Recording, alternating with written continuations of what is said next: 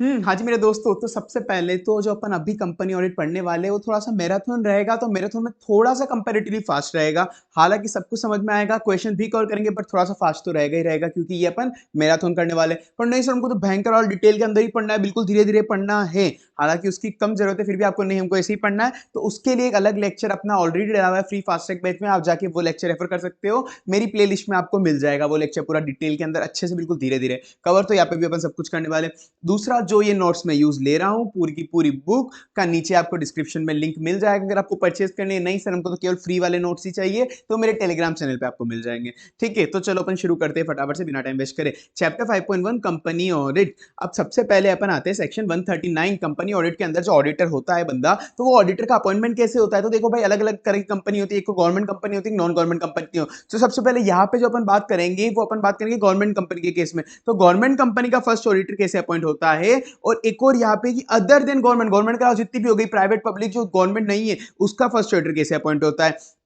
ठीक है, तो अपन को सबसे पहले गवर्नमेंट को याद कैसे करना है, सेक्शन 139 सबसेक्शन 6। ये याद ऐसे करना है कि गवर्नमेंट बोल रही है कि हमारे अलावा सब कोई 6 है, मेरे अलावा सब लोग 6 है। गवर्नमेंट क्या बोल रही है? हमारे अलावा सब लोग 6 है, हमारे अलावा सब लोग 6 है, गवर्नमेंट ऐसा बोल रही है। तो 139 सबसेक्शन 6 आपको ऐसे याद करना है। उसमें ऐसा होता है कि फर्स्ट ऑडिटर जो अपॉइंट करेगा, फर्स्ट ऑडिटर अपॉइंट करेगा board of director. Company first bar form हुई है, तो फर्स्ट ऑडिटर कौन अपॉइंट करेगा? Board of director, with in 30 days of registration of company, with in 30 days of registration of company. अगर board fail हो गई, board fail हो गई, वो 30 डेज के अंदर अपॉइंट नहीं कर पाई, तो नेक्स्ट तो 90 डेज के अंदर अंदर ईजीएम के अंदर मेंबर्स अपॉइंट करेंगे, ईजीएम के अंदर मेंबर्स अपॉइंट करेंगे। ये जो 90 डेज है, ये 30 प्लस 60 एक्स्ट्रा है, 30 प्लस 60 एक्स्ट्रा डेज, इसको ऐसे 90 डेज बनाएंगे इसको अपन, ठीक है ना। अब ये अपॉइंट तो हो गया, यहाँ पे 30 दिन के अंदर बोर्ड करेगा, अगर नहीं कर पाया तो नेक्स्ट 60 दिन, यहाँ पे 90 डेज लिख के आना एग्जाम के अंदर, 90 डेज के अंदर ईजीएम पे मेंबर करेंगे। और जो फर्स्ट ऑडिटर अपॉइंट होगा वो कब तक अपॉइंट होगा, वो ध्यान रखना, फर्स्ट ऑडिटर जो अपॉइंट होगा till conclusion of next AGM, till conclusion of first AGM, sorry till conclusion of first AGM. AGM का जब तक कंक्लूजन नहीं हो जाता, अगर एजीएम पोस्टपोन होती जा रही, पोस्टपोन होती जा रही, जब तक कंक्लूजन कुछ नहीं निकलता, तब तक वो बंदा ऑडिटर रहेगा ही रहेगा। अगर क्वेश्चन में आए, ये क्वेश्चन में ध्यान रखना, मैंने यहाँ पे डाला है नोट, क्वेश्चन के अंदर अगर आए जो भी मैं इंपॉर्टेंट क्वेश्चन होंगे ना, वो अलग से होंगे, तो कुछ थोड़े बहुत करेंगे अपन अलग से क्वेश्चन, पर उसके अलावा जो भी क्वेश्चन होंगे अपन, में यहाँ पे नोट डाल रखे मैंने, सब उसके साथ ही कवर हो जाएंगे, मैक्सिमम क्वेश्चन भाई कवर हो जाएंगे। सेकंड, एक और चीज अभी सुन लो तुम, जो इसके अलावा कंपनी ऑडिट के जो अदर रेसिडुअल सेक्शन है, जो रेसिडुअल सेक्शन है, वो रेसिडुअल सेक्शन भी अपन यहाँ पे या तो इसी वीडियो में कवर करूंगा मैं, या फिर इसके लिए अलग वीडियो हो गया, क्योंकि वीडियो की लेंथ कितनी जाती है उस हिसाब से मुझे देखना है। पर वो अदर सेक्शन अगर तुम स्किप करके गए, एग्जाम में तुमको भारी वाला पाप लगने वाला है, बदुआ लगने वाली है भगवान जी की, क्योंकि वो बहुत ज्यादा इंपॉर्टेंट है। अदर सेक्शन कंपनी ऑडिट के इग्नोर नहीं करने हैं अपन को, जो डिविडेंड वाले, सीएसआर वाले, बुक्स ऑफ अकाउंट्स वाले, वो इग्नोर नहीं करने, वो पढ़ने ही पढ़ने, ठीक है। चलो वो नीचे आते, अगर किसी ने फर्स्ट, यहाँ पे क्वेश्चन के अंदर आ गया कि फर्स्ट ऑडिटर कंपनी ने अपॉइंट करा 2 साल के लिए, गलत है भाई। आप टर्म प्रिस्क्राइब नहीं कर रखे यहाँ पे, लो ने जब डायरेक्ट टर्म बता रखी है, तो आप कैसे 2 साल बोल रहे हो? Till conclusion of first AGM करेगा, वो चाहे वो 1 साल में हो चाहे 10 साल के अंदर हो। अब फर्स्ट ऑडिटर गवर्नमेंट कंपनी के केस में क्या होगा, यहाँ पे 6 पहले तो यहाँ पे प्राइवेट हो गया, फिर 7 अब गवर्नमेंट आ जाएगा। 60 दिन 60, 60 30 60 का रेशियो आएगा, 60 30 60। इसके अंदर ऐसा है कि 60 दिन के अंदर सबसे पहले सीएनडीजी, आपको पता है गवर्नमेंट कंपनी का माई बाप सीएनडीजी है, तो सीएनडी सबसे पहले 60 दिन के अंदर अपॉइंट करने की कोशिश करेगा। अगर वो 60 दिन अपॉइंट नहीं कर पाया तो बोर्ड, अब यहाँ पे क्या था, बोर्ड ऑफ डायरेक्टर और ईजीएम, सेम यहाँ पे बोर्ड ऑफ डायरेक्टर और मेंबर का ईजीएम आ जाएगा। अगर 60 दिन में सीएनडीजी नहीं कर पाया तो नेक्स्ट के 30 दिन के अंदर बोर्ड करेगा, और अगर वो बोर्ड भी नहीं कर पाया तो 60 दिन के अंदर ईजीएम में मेंबर करेंगे। तो यहाँ पे क्या था अपना 30 और 60 बोर्ड और मेंबर, यहाँ पे 60 30 60, 60 30 60 में सीएनडीजी, बोर्ड और ईजीएम। अब इसके अंदर भी सेम, फर्स्ट ऑडिटर कब तक conclusion of first AGM, conclusion of first AGM. अब जो सब्सिक्वेंट ऑडिटर की बात आएगी, सब्सिक्वेंट ऑडिटर में सबसे पहले गवर्नमेंट कंपनी आएगी, गवर्नमेंट कंपनी बोलेगी हम पहले है, हम पहले है, मतलब इसके अंदर प्राइवेट कंपनी के यहाँ पे बोल दिया भाई आपको यहाँ पे 600 प्राइवेट कंपनी सारा, फिर जहां पे पहली बारी आएगी कि अगर किसको भी फंसने की बारी हो तो पहले वो प्राइवेट कंपनी को आगे भेज देगी, ठीक है। तो यहाँ पे भी पहले प्राइवेट कंपनी को आगे भेजा, यहाँ पे भी 1 में प्राइवेट कंपनी को आगे भेजा। अब सब्सिक्वेंट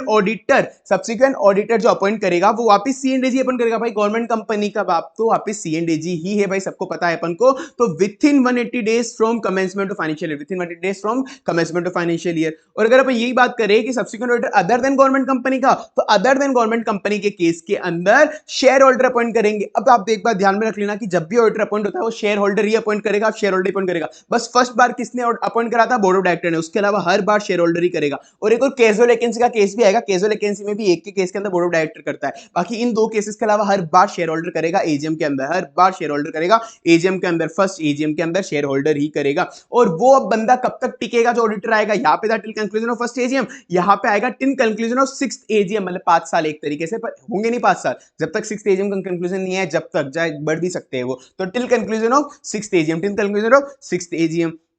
अब ऑडिटर को अपन 6th एजीएम तक रखेंगे तो सही, पर हर बार उससे जैसे अपन ऑडिटर को अपॉइंट करेंगे ना, तो उससे एक रिटर्न में कंसेंट लेना पड़ेगा कि हाँ भाई मैं ऑडिटर बनने के लिए तैयार हूं, मैं कंसेंट दे रहा हूं, मैं वो सर्टिफिकेट देगा कि मैं सेक्शन 141 आगे आएगा कि मैं सारा क्वालिफिकेशन हूं, मैं बिल्कुल भी डिस्क्वालीफाई नहीं हूं ऑडिटर बनने के लिए। रिटर्न कंसेंट मिलेंगे, सर्टिफिकेट मिलेंगे, फिर जैसे ही अपन उसको ऑडिटर अपॉइंट कर देंगे तो 15 दिन के अंदर अंदर कंपनी 15 दिन के अंदर अंदर ऑडिटर को भी अपॉइंट बताएगी कि तुम हमारे ऑडिटर हो, और आरओसी को भी बताएगी कि ये हमारा ऑडिटर है, ऑडिटर को भी बताएंगे, आरओसी को बताएंगे कि ये हमारा ऑडिटर है, एडीटी 1 15 दिन के अंदर अंदर 15 दिन के अंदर अंदर कंपनी फाइल करेगी है ऑडिटर और आरओसी दोनों को।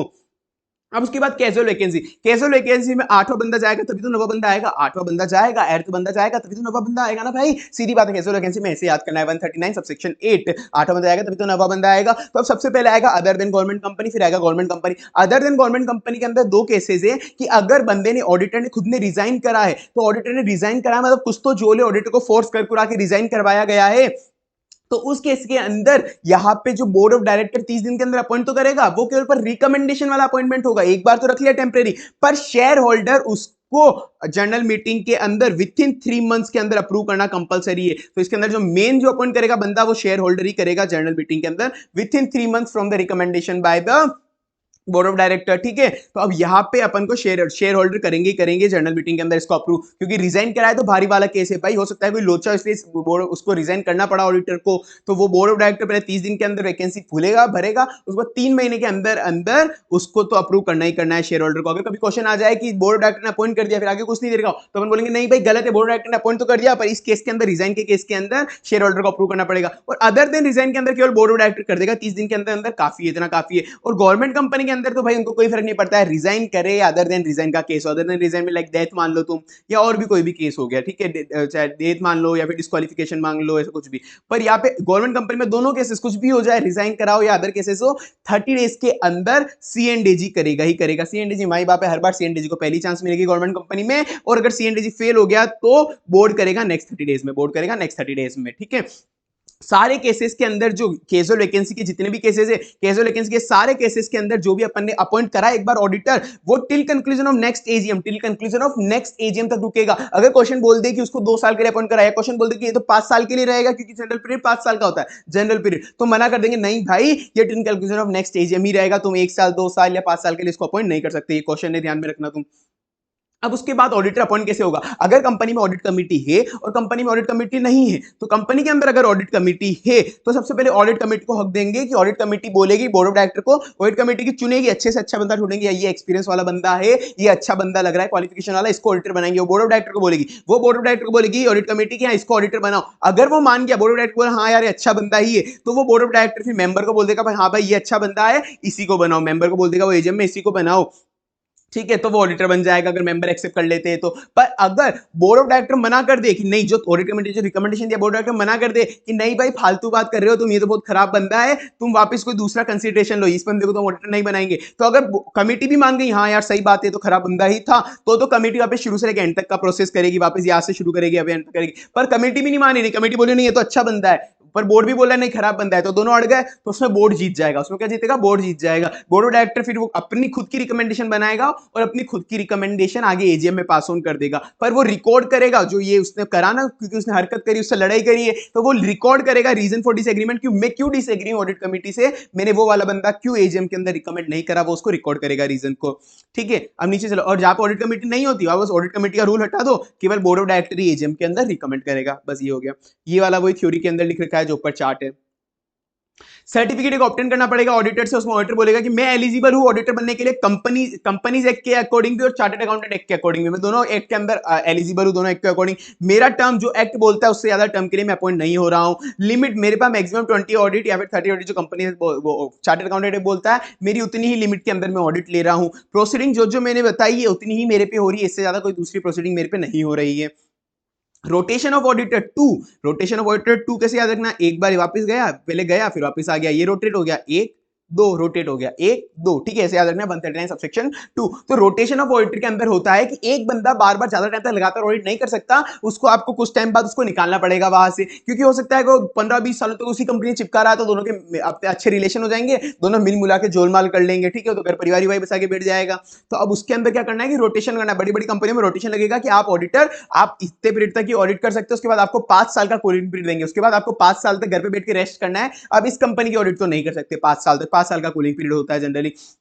तो अब रोटेशन ऑफ ऑडिटर एप्लीकेबल पहले तो किस किस कंपनी पे होगा, लिस्टेड कंपनी पे सब कुछ एप्लीकेबल होता है ये। फिर उसके बाद प्राइवेट अनलिस्टेड पब्लिक और other company, private unlisted public और other company, private unlisted public और अदर कंपनी। इसके अंदर है रोटेशन, रोटेशन के अंदर 50 10 वापस 50, 50 10 वापस 50, रोटेशन हो गया ना, 50 10 वापस 50, 50 10 वापस 50, तो ये रोटेशन हो गया। ऐसे याद रखनी तुमको लिमिट 50 10 वापस 50, ये रोटेशन हो गया, 50 10 वापस 50। इसके अंदर paid up share capital private company की 50 करोड़ या 50 करोड़ से ज्यादा, paid up share capital unlisted public company की 10 करोड़ या 10 करोड़ से ज्यादा, और अदर कोई भी कंपनी हो, कोई भी कंपनी अगर उसकी बोरोइंग फ्रॉम बैंक और एफआई या फिर public deposit, borrowing from bank और एफआई या फिर पब्लिक डिपॉजिट मिलके भी 50 करोड़ या उससे ज्यादा हो गई, तो उस पर रोटेशन लग जाएगा, ठीक है। रोटेशन एप्लीकेबल किस पे नहीं होगा भाई, छोटी छोटी चिंदी कंपनी, ओपीसी स्मॉल कंपनी, इन पे क्या ही रोटेशन लगा लोगे तुम। और ये जो लिमिट चेक करते हैं ना अपन, ये वाली जो लिमिट है 50 10 50, ये सब ये लिमिट चेक करेंगे as on date of appointment, as on date of appointment जब ऑडिटर अपॉइंट कर रहे हैं। तो अब इनका पीरियड क्या होगा, कितने टाइम तक लगातार बंदा ऑडिट कर सकता है, एक टर्म के लिए कर सकता है, कोई इंडिविजुअल बंदा हो, इंडिविजुअल ऑडिटर हो, a person Ram person Shyam ए, या फिर अगर ऑडिट फर्म है ABC in company, XYZ in company, मतलब ऑडिट फर्म है एंड एसोसिएट वाली, तो वो 2 टर्म तक। एक टर्म मैक्सिमम 5 साल का हो सकता है, कॉन्सिक्यूटिवली 5 साल, एक टर्म मैक्सिमम 5 साल का हो सकता है, और ये ऑडिट फर्म 2 साल तक दो टर्म तक कर सकती है, कॉन्सिक्यूटिवली 5 साल का एक टर्म होता है, तो 2 into 5 कितना हो गया, मैक्सिमम 10 ईयर, मैक्सिमम 10 ईयर। और अगर इससे छोटा टर्म है, हो सकता है कि एक टर्म वो 3-3 साल का ही फिक्स करे, तो एक टर्म 3 साल का, दूसरा टर्म भी वापस 3 साल का फिक्स करे, टर्म है मैक्सिमम 5 साल का हो सकता है, उससे कम तो हो ही सकता है, तो भी बस उसने 6 साल ऑडिट कर ली, उसके बाद उसको कूलिंग पीरियड करना ही करना पड़ेगा 5 साल का, उसको 5 साल का कूलिंग पीरियड लगाना ही लगाना पड़ेगा। तो एक बंदा, एक बार इसने, एक इंडिविजुअल बंदा 5, अगर एक टर्म तक ऑडिट कर ली मैक्सिमम 5 साल, 2 टर्म तक अगर इस फर्म ने ऑडिट कर ली मैक्सिमम 5 साल, तो उसको 5 साल का कूलिंग पीरियड सर्व करना ही करना पड़ेगा, कि अब उसके नेक्स्ट 5 साल तक अब तुम इस कंपनी की ऑडिट नहीं कर सकते, कूलिंग पीरियड सर्व करना पड़ेगा, ठीक है। और अपन उसके बाद चलते हैं कि ये जो 2 टर्म है, 2 टर्म के अंदर ऐसा नहीं कि एक ही बार में ऑडिट फर्म को पूरा का पूरा 2 टर्म के लिए अपॉइंट कर दिया, पहले एक टर्म के लिए अपॉइंट करेंगे, पहले एक एजीएम में एक ही टर्म के लिए अपॉइंट हो सकती है, उसके बाद नेक्स्ट एजीएम के अंदर वापस डिसाइड होगा कि उसको एक और टर्म के लिए अपॉइंट करना है या नहीं करना है, उसको ऐसा नहीं कि दोनों टर्म के लिए एक साथ अपॉइंट कर दे, ऐसा नहीं होता है, ठीक है। और उसके बाद कॉमन पार्टनर, कॉमन पार्टनर वाले पॉइंट के अंदर, इसके अंदर ऐसा है कि एक बार उसके पास से पूरे कर ली, जैसे ये एबीसी फर्म है, एबीसी एक सीए फर्म है, सीडीई भी एक सीए फर्म है, इसके अंदर एक एक कॉमन पार्टनर है, सीसी इसके अंदर कॉमन पार्टनर है। तो अब इसने क्या करा, एबीसी एक फर्म ने, इसने 2 टर्म इसके कंप्लीट कर दिए, मतलब मान लो तुम 5-5 साल का एक टर्म था, तो 10 ईयर्स कंप्लीट कर लिए, तो अब एबीसी की तो कूलिंग पीरियड आएगा, उसको 5 साल रेस्ट करना पड़ेगा घर पे, पर अब वो बोला कि सीडीएन कंपनी के पास ऑडिट चले गई, कि अब सीडीएन कंपनी ऑडिट करेगी, तो सी इसके अंदर जब कॉमन पार्टनर है, तो दोनों के अंदर कॉमन पार्टनर है, तो ये फर्म भी डिस्क्वालीफाई होगी, इसको भी 5 साल का कूलिंग पीरियड लेना पड़ेगा, ये इसकी ऑडिट नहीं कर सकती है। अगर डेट ऑफ अपॉइंटमेंट पे ये दोनों कॉमन है, ये कोई भी एक पार्टनर कॉमन है दोनों फर्म का, तो वो as on date of appointment, तो उसको वो वहां पे उसका ऑडिटर नहीं बन सकती है, ठीक है।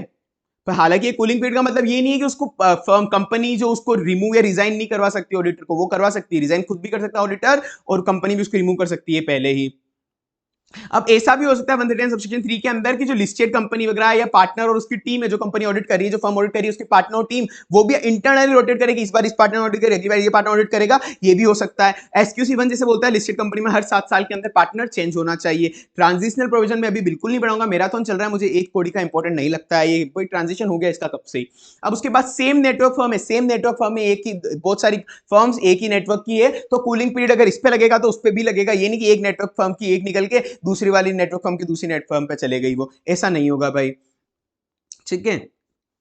और ये एक अगर साइनिंग पार्टनर वो फर्म छोड़ के दूसरी फर्म ज्वाइन कर ले, यहाँ पे एबीसी था, यहाँ पे तुम मान लो ये एफडीई था, ये एफडीई था, अभी सी कॉमन नहीं है, पर सी बाद में डेट ऑफ अपॉइंटमेंट के टाइम पे सी इधर ज्वाइन करने आ गया, सी ज्वाइन करने आ गया डेट ऑफ अपॉइंटमेंट पे, तो भी वो इनएलिजिबल है, तो भी नहीं मानेंगे। और अगर एफडीई ने ऑडिट एक्सेप्ट कर ली, ऑडिट एक्सेप्ट होने के बाद डेट ऑफ अपॉइंटमेंट के बाद सी आ गया इधर, तो फिर क्या होगा, तो भाई जनरली एक्ट तो इसके बारे में कुछ नहीं बोलता, एक्ट तो नहीं बोलता, एक्ट के हिसाब से तो अगर तुम बोलो तो हाँ भाई चलेगा, ठीक है कर ले ऑडिट, क्योंकि as on date of appointment तो कोई भी कॉमन पार्टनर नहीं था। पर हर बार आईसीआई भी आंसर देता है, और लॉजिकल भी है कि नहीं भाई ऐसे, ठीक है एक्ट ने क्लियर नहीं कर रखा, पर इससे इंडिपेंडेंस इशू आएगा, इंटीग्रिटी इशू आएगा, तो वो डिस्क्वालीफाई माना ही माने जाएंगे, इसलिए आपको ऑडिट अपनी सबमिट करनी है, आपको वैकेट करना है अपना ऑफिस।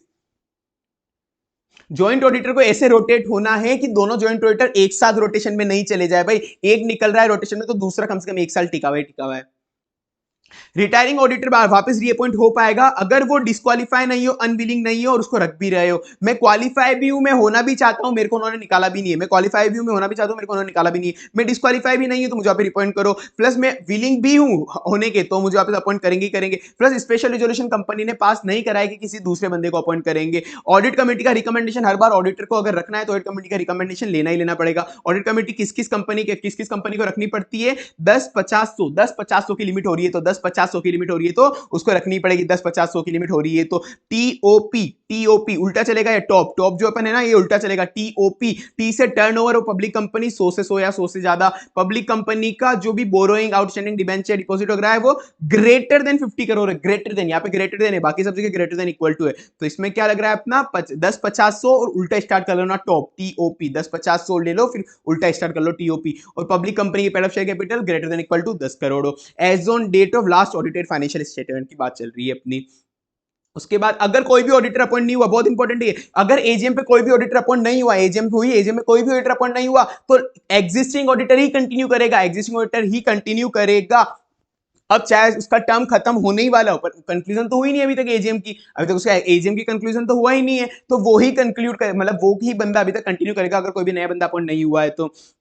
एलिजिबिलिटी क्या होती है, ओनली सीए बंदा ही, मतलब चार्टर्ड अकाउंटेंट ही ऑडिट कर सकता है इसकी, और वही फर्म अपॉइंट हो सकती है जिसके मेजोरिटी पार्टनर सीए हो, और मेजोरिटी पार्टनर सीए उसमें भी साइन तो केवल सीए ही करेगा, ऐसा नहीं कि कोई एलएलपी वाला बंदा है फर्म का तो एलएलपी वाला साइन कर देगा। ऑडिटर रिम्यूनरेशन जनरल मीटिंग में फिक्स होगा, जनरल मीटिंग में मतलब शेयर होल्डर फिक्स करेंगे, पर फर्स्ट बार अपॉइंट कौन करता है, बोर्ड ऑफ डायरेक्टर, तो फर्स्ट बार के टाइम पे बोर्ड फिक्स कर सकता है, चलो फर्स्ट बार के टाइम पे बोर्ड फिक्स कर दो। Remuneration include expenses payable to auditor in addition to fees and facility extended, तुम आउट स्टेशन रोड पे गए, तुमने इतना सारा ठूसा होटल वगैरह में रुके तो वो खर्चा भी ऑडिट फीस में गिना जाएगा। But exclude remuneration paid for any other service, any other service में सर्टिफिकेशन मान लो, टैक्स ऑडिट मान लो, इसकी फीस इस रिम्यूनरेशन में काउंट नहीं होगी, वो अलग से दे सकते हो उसको।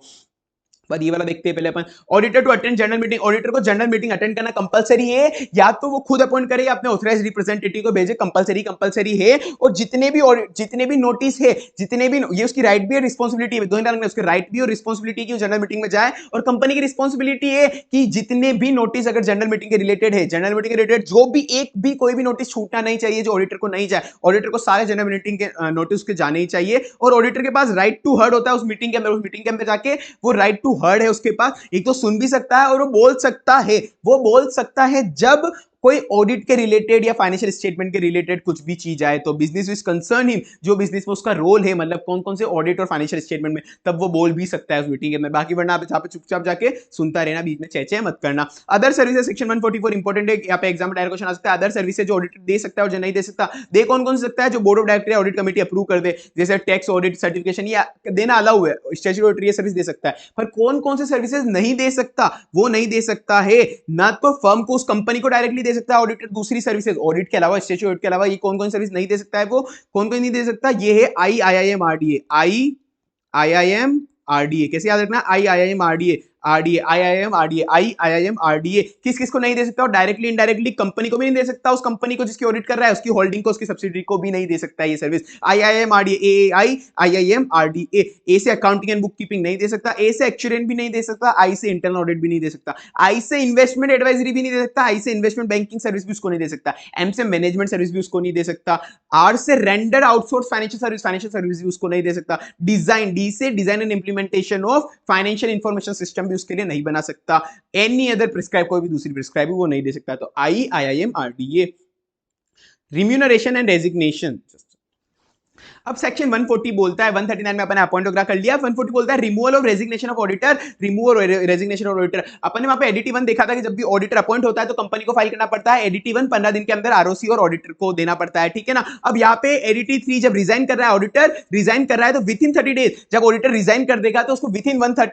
30 डेज उसको कंपलसरी है भाई कंपनी को और आरओसी को एडीटी 3 फाइल करना ही करना पड़ेगा, कंपनी और आरओसी दोनों को, और गवर्नमेंट कंपनी के केस में भाई सीएनडीसी तो बीच में आ ही जाएगा, उसको भी देना पड़ेगा, ये कंपलसरी है भाई। भाई एडिटी 3 ऑडिटर को देना ही पड़ेगा अगर वो रिजाइन कर रहा है किसी भी, साथ में वो रीजन भी बताएगा कि मैं क्यों रिजाइन कर रहा हूं। अगर ऑडिटर ने नहीं कराई है तो ऑडिटर पे पेनल्टी लग जाएगी, बहुत इंपॉर्टेंट है, ये बहुत इंपॉर्टेंट है, ऑडिटर पे पेनल्टी लग जाएगा 50,000 की, पर 50,000 की, but it shall not exit the audit fees. जो उसकी ऑडिट फीस ही भाई 10,000 की, तुम 50,000 की पेनल्टी लगा रहे हो, ऐसा नहीं चलेगा। तो मैक्सिमम ऑडिट फीस इतनी। पर कंटिन्यूइंग फेलियर है, पर अगर कंटिन्यूइंग फेलियर है तो उस पर 500 रुपए पर डे लगेंगे, 500 रुपए पर डे लगेंगे, मैक्सिमम 2 लाख, 500 रुपए पर डे लगेंगे, मैक्सिमम 2 लाख, 500 रुपए पर डे लगेंगे, मैक्सिमम 2 लाख, बाकी 50,000 या फिर उसकी ऑडिट फीस, ठीक है ना, ऑडिट फीस मैक्सिमम है। उसके बाद ये तो था रेजिग्नेशन, ये तो था रेजिग्नेशन। अब उस बंदे को निकाल रहे, उसको निकाल रहे अपन, है ना,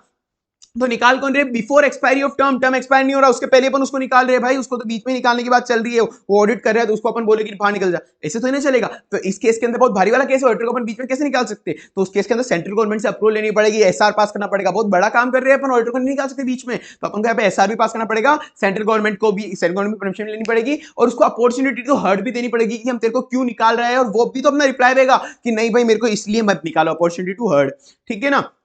तो उसको अपॉर्चुनिटी ऑफ बीइंग हर्ड देंगी। सबसे पहले बोर्ड रिजोल्यूशन पास होगा, सबसे पहले बोर्ड रिजोल्यूशन पास होगा, बोर्ड रिजोल्यूशन में बोलेंगे इसको निकालो, फिर बोर्ड रिजोल्यूशन पास होने के 30 दिन के अंदर अंदर, 30 दिन के अंदर अंदर सीजी को एप्लीकेशन दे दो, 30 दिन के अंदर अंदर सीजी को एप्लीकेशन दे दो एडीटी 2 के अंदर कि भाई हम इसको निकाल रहे हैं, आप परमिशन दे दो, आप परमिशन दे दो 30 दिन के अंदर अंदर। बीआर पास हुआ 30 दिन के अंदर, सीजी से अपन ने एप्लीकेशन दे दी, फिर सीजी ने जब अपन को अलाउ कर दिया कि हाँ भाई निकाल दो, सीजी ने अप्लाई कर दिया, अप्रूव कर दिया, तो उसके अप्रूवल के 60 दिन के अंदर अंदर, उसके अप्रूवल के 60 दिन के अंदर अंदर अपन को एसआर पास करना पड़ेगा, उसके 60 दिन के अंदर अंदर अपन को एसआर पास करना पड़ेगा कि बाहर निकल जा, ठीक है। अब उसके बाद non reappointment before 5 year 10 year term, term उसका चल रहा है, एक बार की ऑडिट तो खत्म हो गई पर उसका टर्म चल रहा है, अपन वो एलिजिबल भी अपॉइंट होने के लिए, वो एलिजिबल भी है, क्वालिफाई भी है, तो भी अपन उसको अपॉइंट ही नहीं कर रहे, वापस रीअपॉइंट कर ही नहीं रहे, तो भाई इस केस के अंदर भी एसआर तो जाएगी जाएगी, भाई तुम बड़ा काम कर रहे हो, एसआर जाएगा, स्पेशल रिजोल्यूशन के साथ साथ तुमको स्पेशल नोटिस भी देना पड़ेगा सारे बंदों को, क्योंकि सारे बंदे जितने भी मेंबर है उनको स्पेशल नोटिस भी देना पड़ेगा कि भाई हम इसको निकाल रहे हैं। तो एसआर के अंदर वो क्या बोलेंगे कि या तो हम इसको रीअपॉइंट नहीं कर रहे, या तो इस बंदे को रीअपॉइंट नहीं कर रहे, या फिर कोई दूसरे बंदे को अपॉइंट कर रहे, दोनों का मतलब तो सेम हुआ, या तो इस बंदे को रिअपॉइंट नहीं कर रहे या फिर कोई दूसरे बंदे को अपॉइंट कर रहे हैं। नोटिस शेल और notice also required to send to the auditor, auditor को भी वो नोटिस देखना पड़ेगा, जो भेजना पड़ेगा, जो स्पेशल नोटिस की मैं बात कर रहा हूं, ठीक है ना। तो स्पेशल नोटिस वो भेज दिया, स्पेशल पास हो गई, पर वो सामने वाला राइट टू रिप्रेजेंटेशन भी तो देगा, वो बोलेगा भाई मेरे को मत निकालो, मैं तो अच्छा अच्छा काम करता हूं, वो रीजनेबल रेंज का एक राइट टू रिप्रेजेंटेशन ऑडिटर भी देगा, वो रिप्रेजेंटेशन जो देगा ना, लेटर लिख के देगा ऑडिटर, वो लेटर सबको जिन जिनको भी अपन ने नोटिस भेजा है उन सबको वो ऑडिटर का रिप्रेजेंटेशन भी भेजना है कि भाई ऑडिटर ये कह रहा है, तुम इसकी बात भी एक बार देख लो, ठीक है ना, ये सारे मेंबर को भेजना पड़ेगा। और वो चाहे तो एजीएम में भी उसको, वो उसने जो बंदे ने लिख के भेजा है वो रिप्रेजेंटेशन, वो एजीएम के अंदर भी पढ़ के सुनाना पड़ेगा। पर ट्रिब्यूनल मना कर सकती है कि ना तो किसी को भेजने की जरूरत है उसका रिप्रेजेंटेशन, ना एजीएम में बोल के सुनाने की जरूरत है। जब ट्रिब्यूनल को लग रहा है कि वो जबरदस्ती की उंगलियां कर रहा है, वो यहाँ पे बोल के डिफेम करने वाला है अपनी कंपनी को, ये कंपनी के इंटरेस्ट में नहीं है, ऑडिटर अब्यूज करने वाला है अपनी कंपनी को, तो वो ऐसे मना कर दे कि आपको किसी को भेजने की जरूरत भी नहीं है और उसको बोलने का मौका भी मत दो एजीएम के अंदर। और अब ये तो बहुत ज्यादा इंपॉर्टेंट आ गया भाई, 145 सबसेक्शन 5 के अंदर, 140 सबसेक्शन 5 ये भी याद कर लेना, ये removal bye tribunal, tribunal remove कर रहा है क्योंकि ऑडिटर बहुत फ्रॉड कर रहा है, ऑडिटर बहुत फ्रॉड कर रहा है। तो ट्रिब्यूनल कब रिमूव करेगा, या तो खुद ही रिमूव कर देगा, उसको पता पड़ गया कि उसका फ्रॉड है, या तो खुद रिमूव कर देगा, या फिर एप्लीकेशन सीजी ने दी है या फिर किसी अदर पर्सन ने, या तो एप्लीकेशन सीजी ने दिया है फिर अदर पर्सन ने, स्यूमोटो, या फिर एप्लीकेशन सीजी से आई या अदर पर्सन से आई, तो वो देख रहा है कि हाँ भाई ये फ्रॉडुलेंट ऑडिटर है, बहुत ज्यादा फ्रॉड कर रहा है, तो इसको बाहर निकाल देंगे। Auditor of A company acted in fraudulent manner, तो बोल देगा कि भाई कंपनी को तुम्हारा ऑडिटर चेंज करो, ये अच्छा नहीं है। और अगर सेंट्रल गवर्नमेंट ने एप्लीकेशन दी, जो अपने ऊपर पड़ा कि सेंट्रल गवर्नमेंट एप्लीकेशन दे सकता है, तो उसको भाई निकालना तो उसको जल्दी निकालो, with in 15 days of receipt of application, हाँ तो उसको निकालना ही निकालना पड़ेगा। भाई सीजी ने बोला है फटाफट ट्रिब्यूनल को ऑर्डर देना ही देना पड़ेगा, from not function as an auditor, वो इस कंपनी का ऑडिटर नहीं रहेगा। तो अब उसके बाद अगर इस ट्रिब्यूनल ने उसको निकाला है तो वो 5 साल के लिए इनएलिजिबल हो गया, किसी भी कंपनी की ऑडिट नहीं कर सकता, इस कंपनी की बात नहीं हो रही, किसी भी कंपनी की ऑडिट नहीं कर सकता, 5 साल तक के लिए वो इनएलिजिबल हो गया, किसी भी कंपनी की ऑडिट वो नहीं कर सकता है from date of passing of order. और उसको 447 के अंदर भी, अंडर सेक्शन 447 के अंदर भी वो लाइबल होगा ही होगा, ठीक है। तो लाइबल कौन कौन होगा, फर्म भी होगा और सारे पार्टनर जो फ्रॉडुलेंट मैनर में एक्ट कर रहे थे। 140 सबसेक्शन 5 इंपॉर्टेंट है। उसके बाद 141 सबसेक्शन 3 डिस्क्वालिफिकेशन ऑफ ऑडिटर, ये डिस्क्वालिफिकेशन से बात करता है कि भाई ऑडिटर डिस्क्वालीफाई होगा, ऑडिटर डिस्क्वालीफाई होगा, कब डिस्क्वालीफाई होगा ऑडिटर, जब ये चीजें डिस्क्वाली, ये लोग ऑडिट नहीं कर सकते। अ बॉडी कॉर्पोरेट, कोई भी बॉडी, या कैसे याद करना है बता रहा हूं, अ बॉडी कॉर्पोरेट, बी बदमाश एम्प्लॉय, सी कंपनी के एम्प्लॉय का एम्प्लॉय, डी डिवाइडेड इनटू, मैं बताते रहूंगा कैसे कैसे याद करना है। अ बॉडी कॉर्पोरेट, 141 सबसेक्शन 3, फिर ए वाला क्लोज, अ बॉडी कॉर्पोरेट कभी भी ऑडिटर नहीं बन सकता, चाहे कोई लिमिटेड कंपनी हो, सीए फर्म अपनी लिमिटेड कंपनी खोल के बैठ गया, वो नहीं बन सकता ऑडिटर भाई, वो बॉडी कॉर्पोरेट है, तुम वो कोई फर्म वगैरह नहीं बन सकता। पर एलएलपी, ये मतलब क्वालिफाई, एलएलपी अगर खोल के बैठी है सीए फर्म कोई तो एलएलपी ऑडिट कर सकती है, ठीक है। बी बदमाश एम्प्लॉय, अगर कोई ऑडिटर उस कंपनी का एम्प्लॉय है तो वो कंपनी का एम्प्लॉय उसकी ऑडिट थोड़ी ना कर सकता है, सीधी बात है। ऑफिसर मतलब डायरेक्टर, मैनेजर, केएमपी और एम्प्लॉय ऑफ ए कंपनी। पर एक बात ध्यान रखना, director of A holding company का जो डायरेक्टर है, होल्डिंग कंपनी का डायरेक्टर है, अपनी खुद की कंपनी का नहीं है, खुद की कंपनी का डायरेक्टर तो ऑडिट नहीं कर सकता, पर होल्डिंग कंपनी का डायरेक्टर है, क्या वो सीए, वो भी सीए ही है, तो वो कोई सब्सिडरी कंपनी का ऑडिटर बन सकता है क्या? सब्सिडरी कंपनी का तो भाई कंपनी देख तो बोल सकता है बन सकता है, कंपनी देखने यहाँ पे मेरे को स्पेसिफिक डिस्क्वालिफिकेशन नहीं दी, पर प्रोफेशनल एथिक्स अपना बना कर देता है भाई, इंडिपेंडेंस इशू आ जाएगा। अब बॉडी कॉर्पोरेट, बी से बदमाश एम्प्लॉय, सी से कंपनी के एम्प्लॉय का एम्प्लॉय, सी से कंपनी के एम्प्लॉय का एम्प्लॉय, तो ये जो कंपनी का एम्प्लॉय है उसका कोई एम्प्लॉय या फिर पार्टनर हो, पार्टनर और एम्प्लॉय, जो अपनी कंपनी का पार्टनर एम्प्लॉय है उसका कोई एम्प्लॉय हो तो वो भी नहीं कर सकता। डी से डिवाइडेड, अलग अलग लोगों को डिवाइड कर दिया अलग अलग सिक्योरिटी, इंडेटनेस और गारंटी के अंदर। पर्सन रिलेटिव पार्टनर, पर्सन मतलब ऑडिटर खुद, उसका रिलेटिव या फिर उसका पार्टनर, वो सिक्योरिटी मतलब इक्विटी शेयर वगैरह होल्ड नहीं कर सकते, वो सिक्योरिटी होल्ड नहीं कर सकते, ठीक है ना।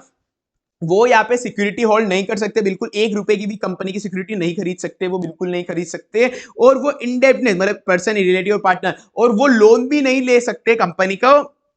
5 लाख से ज्यादा का, 5 लाख से ज्यादा का वो लोन भी नहीं दे सकते कंपनी को, ठीक है।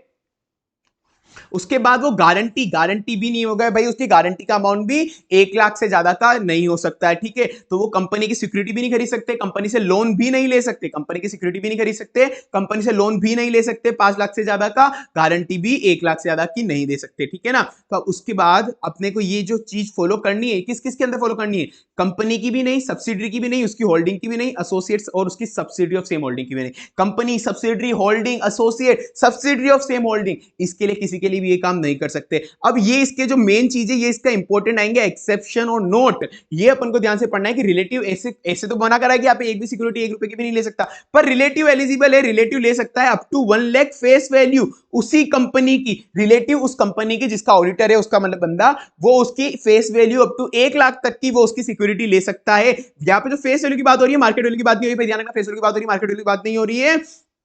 और यहां पे केवल रिलेटिव ले सकता है, रिलेटिव के अलावा और कोई भी बंदा 1 रुपए की भी नहीं ले सकता है, पार्टनर हो या फिर वो खुद, वो कभी भी 1 रुपए की भी नहीं ले सकता है। और 1 लाख से ऊपर की ज्यादा की भी हो गई, 1 लाख के ऊपर की ज्यादा की भी हो गई अगर फेस वैल्यू के ऊपर, अगर उसने विथिन 60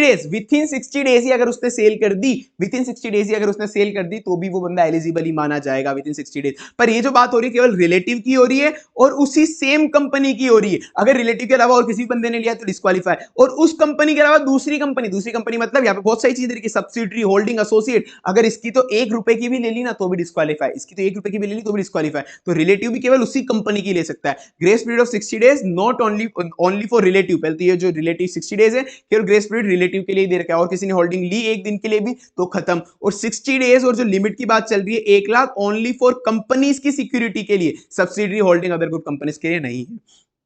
बॉडी कॉर्पोरेट, बी बदमाश एम्प्लॉय, सी कंपनी का एम्प्लॉय, डी से डिवाइडेड, ई से एवरी बिजनेस रिलेशनशिप, ई से एवरी बिजनेस रिलेशनशिप, कोई भी फर्म जिसका कोई भी मतलब ऑडिटर का अगर कोई भी डायरेक्टली इनडायरेक्टली बिजनेस रिलेशनशिप है subsidiary, holding, associate, company, fellow subsidy के साथ कॉमर्शियल पर्पस के लिए, तो वो डिस्क्वालीफाई है भाई, ठीक है ना। और ऊपर एक चीज है कि अपन प्रोफेशनल सर्विस तो परमिट कर सकते हैं, मतलब एक्सेप्शन है, प्रोफेशनल सर्विस तो ऑफकोर्स उसको प्रोवाइड कर ही सकते हैं, और साथ में बिजनेस वाला ट्रांजेक्शन नहीं हमारा, पर मैं अगर नेस्ले की ऑडिट कर रहा हूं तो क्या मैं एज एन ऑडिटर मैं शॉप पे जाके, नॉर्मल शॉप पे जाके उसकी 100 रुपए का जो नेस्ले की कॉफी का डब्बा आता है 100-150 रुपए का, वो खरीद के पी नहीं सकता क्या? खरीद के पी सकता हूं, कॉमर्शियल नहीं है, क्योंकि वो ordinary course of business at arms length price है, एट आर्म्स लेंथ प्राइस है, जिसमें नॉर्मल कस्टमर जितने में खरीदते हैं तो वो अलाउ है।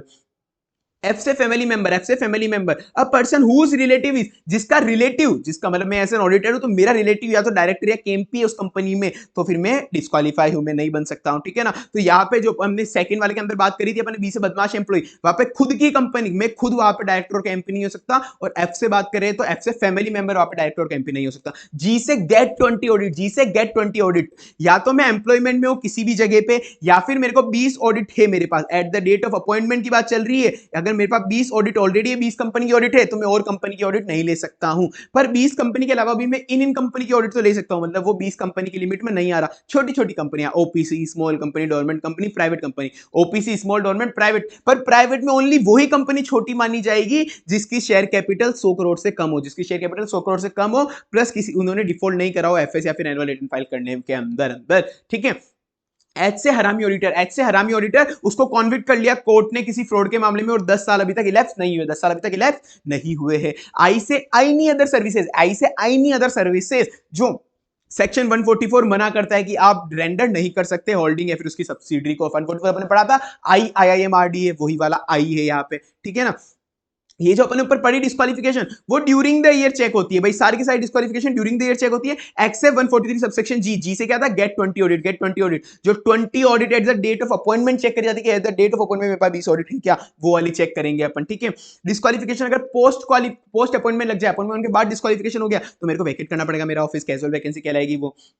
सेक्शन 143 के अंदर मेरे पास बहुत सारी कंपनी की फटाफट कर लेते, कुछ ही नहीं मेरे पास, कंपनी के पास क्या क्या राइट है, वो बुक्स को एक्सेस कर सकता है, वो कंपनी के सारे बुक्स को एक्सेस करता है, रिकॉर्ड को ले सकता है, वो ब्रांच ऑफिस की बुक्स भी एक्सेस कर सकता है, सब्सिडरी की बुक्स भी एक्सेस कर सकता है, ठीक है। तो सब कुछ एक्सेस कर सकता है। वो एक्स्ट्रा इन्फॉर्मेशन जनरल मीटिंग में वो एक्सप्लेनेशन ले सकता है, किसी भी जनरल मीटिंग के सारे नोटिस उसको आने कंपलसरी है, ठीक है ना। ये हो गया तुम्हारा। यहाँ पे राइट टू लीन ले सकता है, कंपनीज एक्ट के according right to lien allow है, पर प्रोफेशनल एथिक्स मना कर देता है भाई अपना कि आप लीन नहीं रख सकते उनकी बुक्स वगैरह को, आप कुछ नहीं कर सकते, ठीक है, छोड़ो उसको।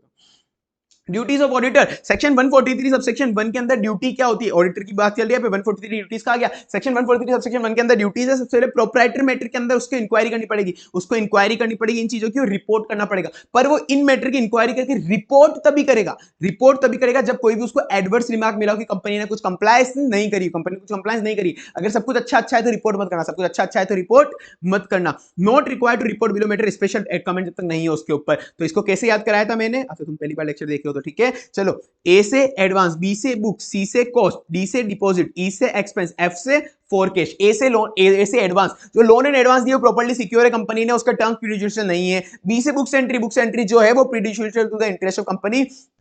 नहीं है। सी से जो अपन कॉस्ट ऑफ इन्वेस्टमेंट, जो कॉस्ट था इन्वेस्टमेंट का वो ज्यादा था और आपने सेल कम प्राइस पे कर दिया, कॉस्ट ऑफ इन्वेस्टमेंट ज्यादा था और आपने सेल कम प्राइस पे कर दिया। इन्वेस्टमेंट यहाँ पे शेयर, डिबेंचर, अदर कंपनी, आपने सस्ते में बेच दिया, कॉस्ट से सस्ते के अंदर बेच दिया। A advance, B books of entry, C से कॉस्ट। अगर वो इन्वेस्टमेंट कंपनी और बैंकिंग नहीं है तो ये रिपोर्टिंग करनी है। अगर इन्वेस्टमेंट कंपनी बैंकिंग है तो उसका काम ही यही है कि आप सस्ते में बेच सकते हैं, कोई दिक्कत नहीं है। डी से deposit, any loan and advance shown as a deposit, any loan and advance shown as a deposit. E से एक्सपेंस, ई से एक्सपेंस पर्सनल एक्सपेंस अपन ने पीएनएल के अंदर चार्ज कर लिया। एफ से फोर कैश, एफ से फोर कैश जो भी आपने शेयर इशू करे वो फोर कैश के बदले, मतलब कैश के बदले इशू करे। और अगर कैश रिसीव नहीं हुआ है तो उसके अप्रोप्रिएट जो भी पोजीशन है बैलेंस शीट वगैरह की वो आपने ट्रूली वहां पे शो करी है बैलेंस शीट के अंदर, ठीक है।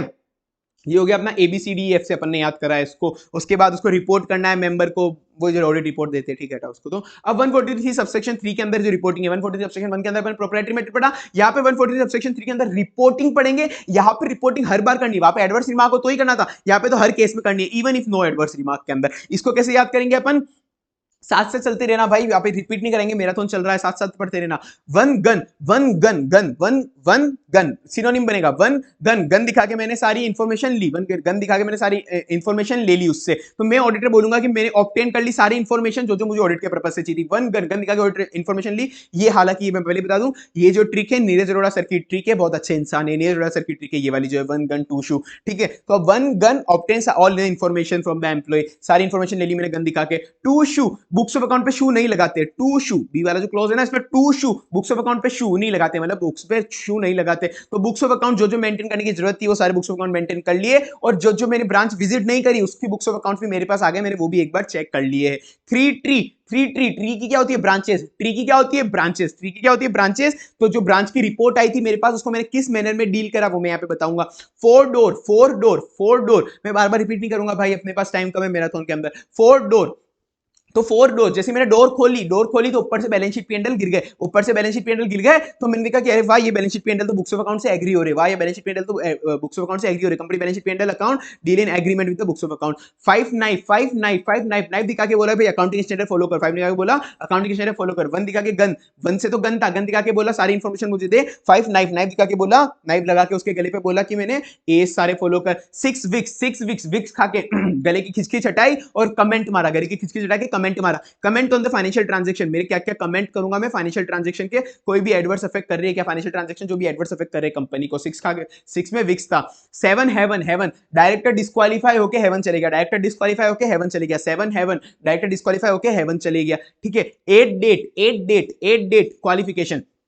एट डेट, कोई भी लड़का लड़की है तुम्हारे से डेट पे जाने के पहले तुमसे क्वालिफिकेशन पूछेगा ही पूछेगा। डेट पे जा रहे हो, किसी भी लड़का लड़के जा रहे हो डेट पे, तो तुमसे क्वालिफिकेशन पूछेगा, भाई तू सीए क्या है, क्वालिफिकेशन। एट डेट, डेट पे जाने के पहले क्वालिफिकेशन, एनी क्वालिफिकेशन, कोई भी क्वालिफिकेशन है क्या, वो इंपॉर्टेंट ये वाला पॉइंट, ठीक है ना। कोई भी क्वालिफिकेशन है क्या, मेंटेनेंस ऑफ अकाउंट्स, कोई भी बुक्स ऑफ अकाउंट्स वगैरह उसने मेंटेन नहीं करी है, कोई भी अकाउंट मेंटेन नहीं करा है उसने, तो वहां पे ऑडिटर को क्वालिफिकेशन देनी पड़ेगी। ये भी इंपॉर्टेंट है भाई। नाइन वाइन पी के मैंने अपना इंटरनल कंट्रोल खो दिया, वाइन पी के मैंने अपना इंटरनल कंट्रोल खो दिया, तो whether the company have adequate internal financial control, मुझे दिखाना पड़ेगा, कंपनी को बताना पड़ेगा कि एडिक्वेट इंटरनल फाइनेंशियल कंट्रोल है क्या। पर ये एप्लीकेबल नहीं होगा छोटी छोटी कंपनी में, कोई भी प्राइवेट कंपनी जो ओपीसी और स्मॉल हो, या फिर इंपॉर्टेंट है, या फिर टर्नओवर भी 50 करोड़ से कम हो as per latest audit financial statement, plus borrowing भी उसकी 25 करोड़ से कम है। बोरिंग 25 करोड़ से कम है, टर्नओवर 50 करोड़ से कम है, बोरिंग 25 करोड़ से कम है, टर्नओवर 50 करोड़ से कम है, ठीक है ना। तो उस पर ये वाला एप्लीकेबल नहीं, मतलब उस पर इंटरनल फाइनेंशियल कंट्रोल लगते ही नहीं है, नीचे आएगा उस पर आईएफसी लगता ही नहीं है भाई, ठीक है। तो अपन ने क्या, नाइन वाइन वाइन पी के सारे इंटरनल कंट्रोल हट गए। अब टेन हैन, हैन क्या देती है, अंडा, टेन हैन क्या देती है, अंडा, अंडा क्या होता है, ओ से अदर, अदर मैटर, बहुत गंदी वाली ट्रिक है तो, पर ठीक है। टेन हैन, हैन क्या देती है, अंडा, अंडा ओ से अदर मैटर, ठीक है। तो रूल 11 लगेगा, ये बैंकिंग कंपनी पे ऑडिट रिपोर्ट भी लगेगा, बैंकिंग कंपनी की ऑडिट रिपोर्ट पे भी लगेगा। अब अदर मैटर इसके अंदर बताने, अदर मैटर के अंदर पेंडिंग लिटिगेशन कोई भी हो कंपनी के अंदर, या फिर कोई भी प्रोविजन बनाया जो फ्यूचर में लग रहा है कि फोर्सिबल लॉस हो सकता है, उसका कोई भी प्रोविजन बनाया हो, या फिर डिले हो रहा है, फंड को ट्रांसफर करना था आईपीएफ में, इन्वेस्टर एजुकेशन प्रोविडेंट फंड में बहुत सारे फंड ट्रांसफर करने पड़ते हैं ना अपन को, अपने पास होता है, जैसे डिविडेंड लेट दिया है, बहुत सी चीजें, तो डिले हो गया उसको ट्रांसफर करने में। अब ये वाला पॉइंट नया जुड़ा है तो मुझे लगता है इंपॉर्टेंट, ये थोड़ा कुछ टाइम पहले जुड़े अभी तक ये वाला पॉइंट। तो इसके अंदर है कि ये भी बताना पड़ेगा कि मैनेजमेंट ने उसकी नॉलेज के हिसाब से जितना भी पैसा था जो उसने किसी को एडवांस दिया है, लोन दिया है, या कहीं पे इन्वेस्ट करा है, मैनेजमेंट ने एडवांस दिया, लोन दिया, इन्वेस्ट करा है कंपनी ने, उसके अलावा कोई भी फंड हमने जितना डिस्क्लोज करा है उसके अलावा कोई भी फंड हमने एडवांस लोन इन्वेस्ट नहीं करा, जो जो डिस्क्लोज करा है बस वही है, ठीक है। Not even through intermediate, intermediate के थ्रू, इनडायरेक्टली, डायरेक्टली और इनडायरेक्टली भी हमने इसके अलावा और कहीं पे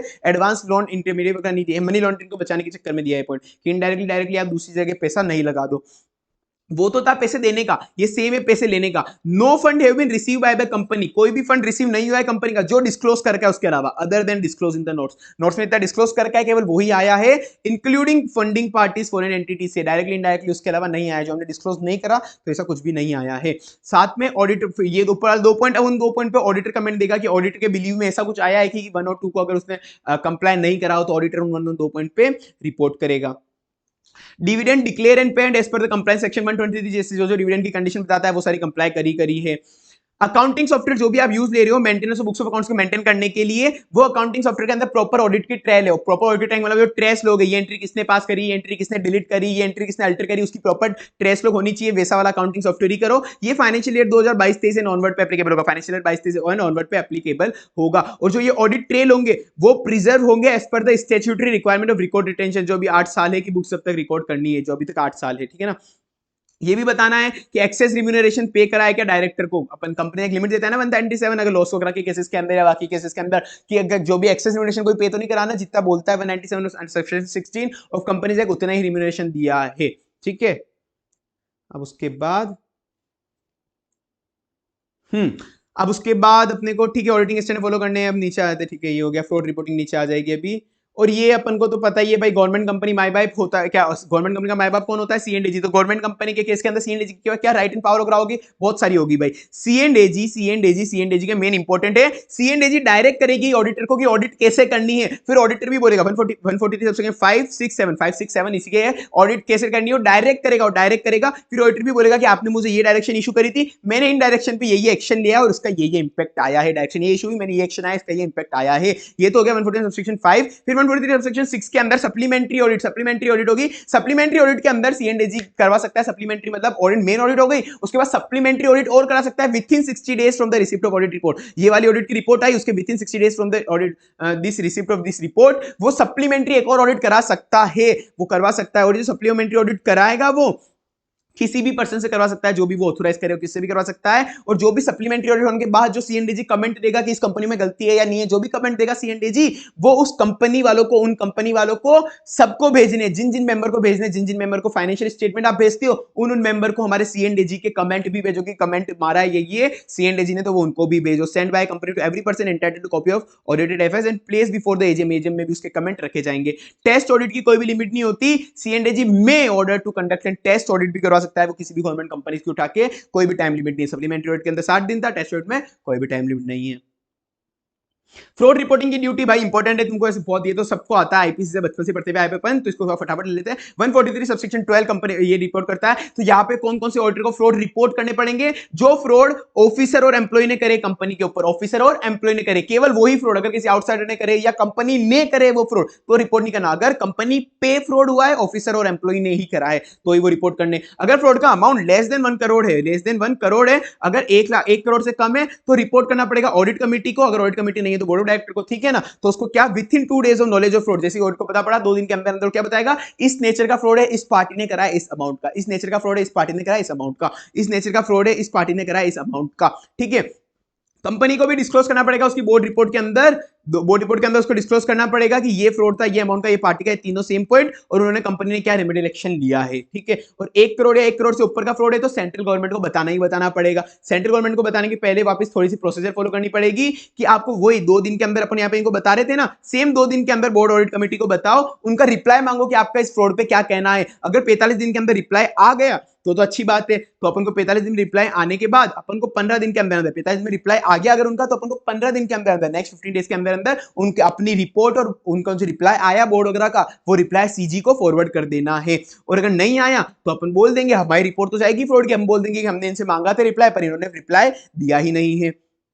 अब ये भेजना कैसे, ये सेक्रेटरी ऑफ एमसीए को भेजना है सील्ड कवर में, सील्ड कवर में भेजना है जो फ्रॉड रिपोर्टिंग करनी है। Register post with acknowledgement due से भेजना है, और जैसे ही आप, या फिर स्पीड पोस्ट से, और जैसे ही आप उनको भेज दो उसके बाद उनको मेल भी कर देना कि हमने आपको एक फ्रॉड का भेजा है लिफाफा, वो संभाल लेना। लेटर हेड ऑफ ऑडिटर होना चाहिए, एडिटी 4 के अंदर भेजना चाहिए। ये फ्रॉड की रिक्वायरमेंट इस पे कॉस्ट ऑडिटर और सेक्रेटरी ऑडिटर पे भी लगेगी, अगर इनको भी कोई फ्रॉड मिला तो ऊपर वाली रिक्वायरमेंट पूरी करनी है। अगर ये कंप्लाई नहीं कर रहा कोई भी auditor, cost accountant, company secretary इनसे, तो उन पे पेनल्टी लगेगी 5 lakh in case of listed company, 1 lakh in case of other company, ठीक है।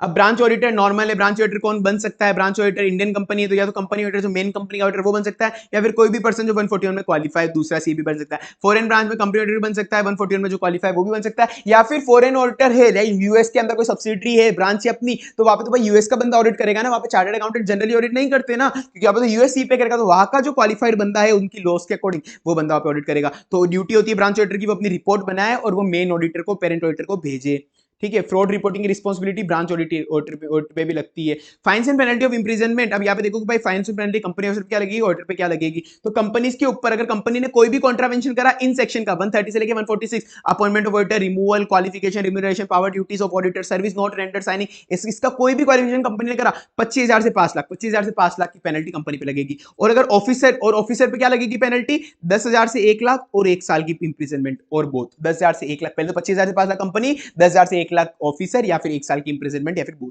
ठीक है ना।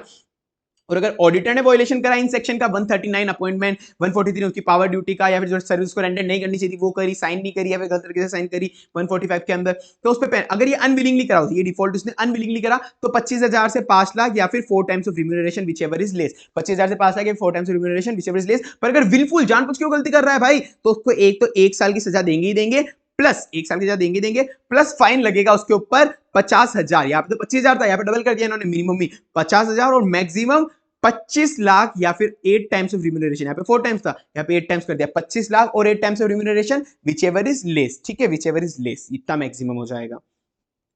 और उसको अगर कोई भी ऐसा कन्विक्ट हो गया, ऑडिटर को कन्विक्ट कर लिया, जेल में डाल दिया, तो उसको रिम्यूनरेशन रिफंड करनी पड़ेगी, और किसी को भी उसकी वजह से लॉस हुए तो उनको डैमेजेस भरने पड़ेंगे, कंपनी क्रेडिटर वगैरह किसी को भी लॉस हुए है तो। जो सिविल लाइबिलिटी होगी फ्रॉड के केस के अंदर सारे पार्टनर पूरी फर्म की होगी जॉइंटली, पर जो क्रिमिनल लाइबिलिटी होगी जिसको जेल में भेजा जाएगा वो केवल कंसर्न पार्टनर की होगी जिसने फ्रॉड करा है।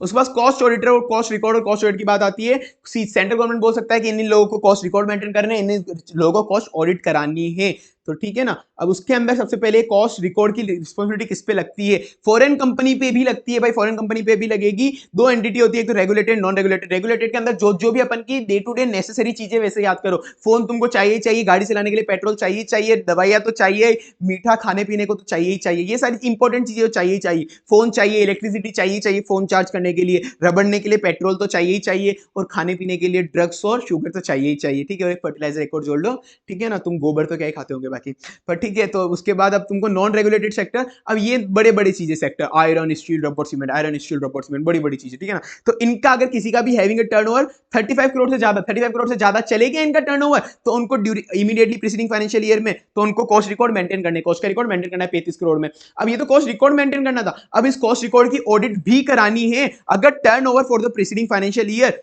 Regulated sector non regulated sector जो अपन ने पढ़े। अब यहाँ पे ऑल द प्रोडक्ट का टर्नओवर कितना है और इंडिविजुअल प्रोडक्ट का कितना है, दोनों की दोनों कंडीशन यहाँ पे कंप्लाई होनी चाहिए, ये दोनों भी, और अगर ये वाला सेक्टर है तो ये दोनों भी, दोनों कंडीशन कंप्लाई होनी चाहिए तो ही कॉस्ट ऑडिट होगी। एक कैसे याद करना है इसको, इंडिविजुअल इधर लिखना, ऑल प्रोडक्ट इधर लिखना। इंडिविजुअल प्रोडक्ट का 25 35 50 100, 25 35 50 100, 25 35 50 100, ऐसे लिखना तो याद होगा, 25 35 50 100, ठीक है। रेगुलेटेड नॉन रेगुलेटेड 25 35 50 100, अगर ये दोनों कंडीशन फुलफिल हो गई, सारे प्रोडक्ट का टर्नओवर 50 करोड़ और इंडिविजुअल टर्नओवर का इंडिविजुअल का 25 करोड़, तो अगर ये कंडीशन पूरी हो गई तो उस पे लग जाएगी कॉस्ट ऑडिट। दोनों में से एक कंडीशन पूरी नहीं है तो नहीं लगेगी। और कब कब एग्जेम्पशन है कॉस्ट ऑडिट नहीं करानी, जब एक्सपोर्ट का टर्नओवर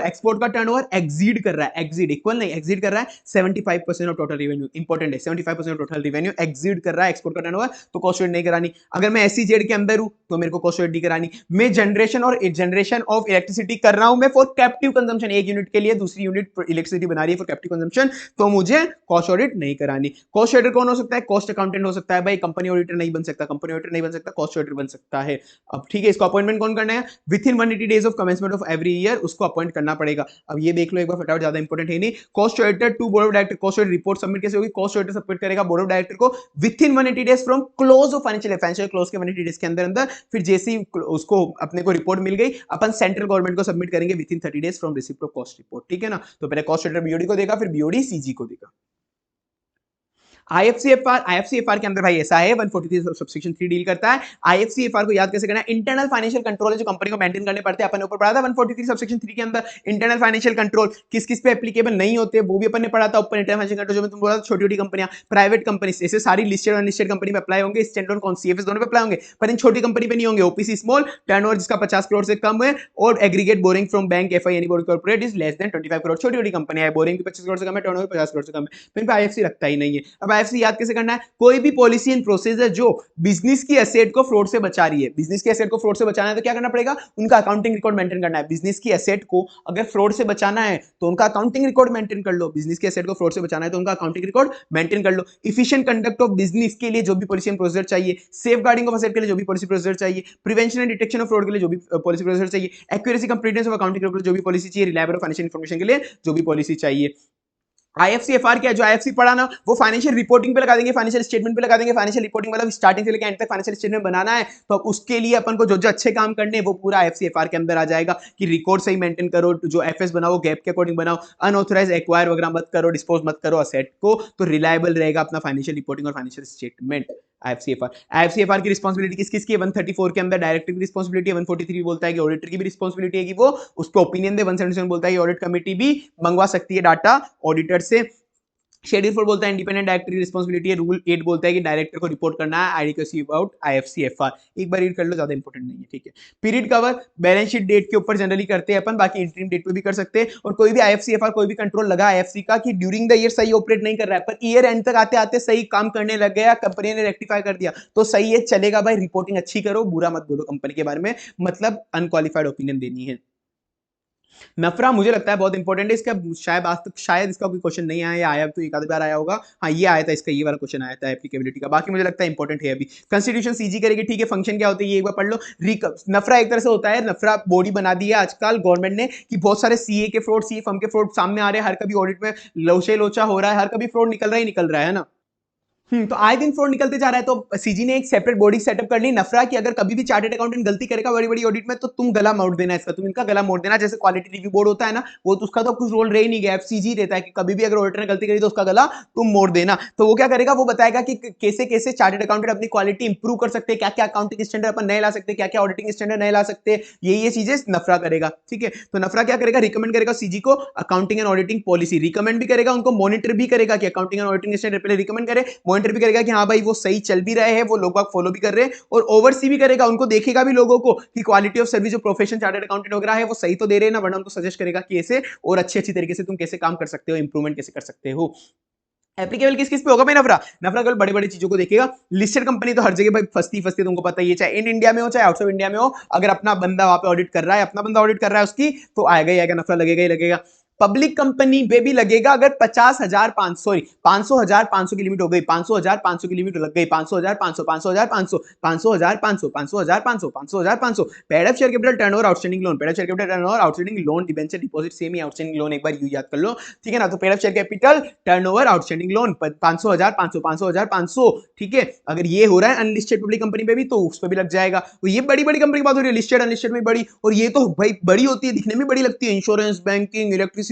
या फिर कोई स्पेशल एक्ट पार्लियामेंट के या किसी भी एक स्पेशल एक्ट से सेटअप हुई कंपनी है, ठीक है ना, तो वो उन पे भी लग जाएगा नफरा, ठीक है ना। तो दिखने में बड़ी बड़ी लग रही है।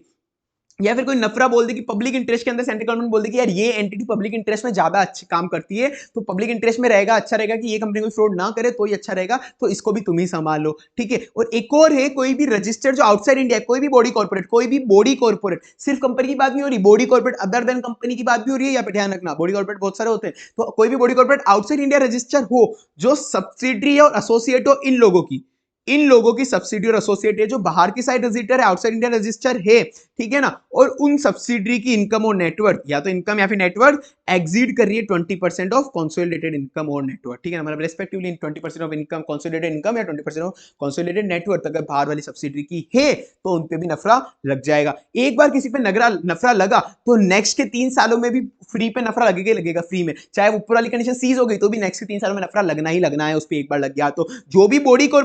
Corporate other than companies, body corporate other than companies जिसपे नफरा लग रहा है, तो 15 दिन के अंदर अंदर अगर तुमने जो भी ऑडिटर अपॉइंट करा वो मुझे बता देना, 15 दिन के अंदर अंदर मुझे वो बता देना। हर ऑडिटर को एक रिटर्न भी फाइल करना है, नफरा को रिटर्न के अंदर कुछ डिटेल होती है, ऑन और बिफोर 13 नवंबर एवरी ईयर, एमसीक्यू में आ सकते हैं ये पॉइंट, ऑन और बिफोर 13 नवंबर एवरी ईयर, ठीक है ना। अब ये मुझे लगता है बहुत इंपॉर्टेंट है, पता नहीं शायद मुझे लगता है आज तक क्वेश्चन पूछा नहीं, पर मुझे लगता है इंपॉर्टेंट है ये। तो अब इसके अंदर ऐसा है कि वो मॉनिटर कैसे करेगा कि अकाउंटिंग ऑडिटिंग स्टैंडर्ड है, जो भी ऑडिटिंग स्टैंडर्ड है चार्टर्ड अकाउंटेंट फॉलो कर रहे नहीं करे, नफरा कैसे पता करेगा? तो वो क्या करेगा, उनसे इन्फॉर्मेशन रिकॉर्ड वगैरह मंगाएगा, उनसे इन्फॉर्मेशन रिकॉर्ड वगैरह मंगाएगा, और जरूरत पड़ी तो उन्हीं को बुला लेगा कि भाई तू तो रिकॉर्ड वगैरह दे, या फिर तू खुद आजा मुझे समझा कि तू रिकॉर्ड तू सही से मेंटेन कर रहा है नहीं कर रहा है ऑडिटिंग स्टैंडर्ड फॉलो, ठीक है। फिर उसमें नजर भी रखेगा, फिर उस पर नजर भी रखेगा, फिर जो भी रिजल्ट आएगा वो पब्लिश कर देगा, उस पर नजर भी रखेगा, जो भी रिजल्ट आएगा वो पब्लिश कर देगा। पहले उनसे इन्फॉर्मेशन मंगाएगा या फिर उसको ही मंगा लेगा, ठीक है। तो क्या करेगा वो उससे रिव्यू द वर्किंग पेपर, उससे वर्किंग पेपर मंगाएगा, या फिर उसी को बुला लेगा, सीक एडिशनल इन्फॉर्मेशन और पर्सनल प्रेजेंस ऑफ ऑडिटर, या तो वर्किंग पेपर मंगाएगा या उसी को बुला लेगा। तो क्या क्या चीज उससे मंगा सकता है, वर्किंग पेपर डाटा मंगा लेगा, या फिर उसको बुला लेगा, या फिर क्वालिटी कंट्रोल सिस्टम ऑडिटर का अच्छा है नहीं है उसके लिए उसकी डॉक्यूमेंटेशन मंगाएगा, क्वालिटी कंट्रोल सिस्टम अच्छा है नहीं है उसका डॉक्यूमेंटेशन मंगाएगा, अगर उसको लगा तो अदर टेस्ट भी परफॉर्म करेगा। Report on the government practice internal process, तुम्हारी कंपनी के तुम्हारी फर्म के इंटरनल कंट्रोल वगैरह कैसे है वो भी चेक करेगा, ठीक है। वर्किंग पेपर मंगाया, क्वालिटी कंट्रोल कैसा है वो भी मंगा लिया, या उसी को मंगा लिया, तो पहले तो अपन सारी इंफॉर्मेशन मंगा रहे हैं नफरा, या फिर उसी को मंगा रहे, ठीक है ना। उसके बाद उसमें नजर भी रखेगा, उसके बाद नजर भी रखेगा, monitor and enforce the activity through officer और एक्सपर्ट, उसको मॉनिटर भी करेगा। फिर जो भी रिजल्ट आया वो पब्लिश कर देगा, पर अगर कॉन्फिडेंशियल रिजल्ट है तो पब्लिश मत करना, वो पर्सनली जाके सीजी को बता दो, पब्लिश कर देगा उसकी फाइंडिंग नॉन कंप्लायंस की वेबसाइट पे, पर अगर कॉन्फिडेंशियल है तो पब्लिश मत करो, वो सेपरेट रिकॉर्ड भेज दो सीजी को, सेपरेट सेंट्रल गवर्नमेंट को बता दो, और अगर कोई भी नॉन कंप्लायंस तुम्हारे सामने आया तो उस पर फर्दर कोर्स ऑफ इन्वेस्टिगेशन क्या करना है वो डिसाइड कर लो। अब ये क्वालिटी ऑफ सर्विस कैसे चेक करेगा, पर ऊपर अभी तो ऑडिटिंग स्टैंडर्ड कैसे चेक करेगा, अभी क्वालिटी ऑफ सर्विस उसको बताएगा, ये वो क्या करेगा, नफरा ऑडिटर को बताएगा कि ये क्वालिटी तुमको फॉलो करनी है, ये क्वालिटी तुमको फॉलो करनी है, फिर वो बोलेगा कि हाँ भाई, फिर वो भी बोलेगा हाँ भाई मैंने ये क्वालिटी फॉलो कर ली, ठीक है। तो अब फिर ये उसको चेक करना पड़ेगा ना नफरा को, क्या उसने असली में क्वालिटी फॉलो करी है क्या, तो 2-3 बंदों को उसको पे नजर